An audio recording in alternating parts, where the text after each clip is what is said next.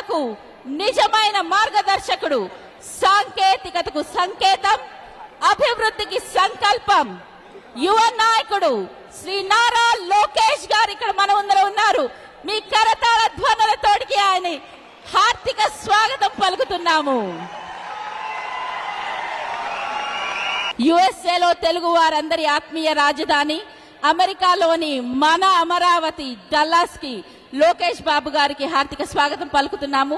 మనందరి అభిమానం, తెలుగు గుండె గర్వం, మనసులో మంచితనం, మాటలో నిబద్ధత, మానవత్వానికి మేలిమి బంగారం మా లోకేష్ బాబు.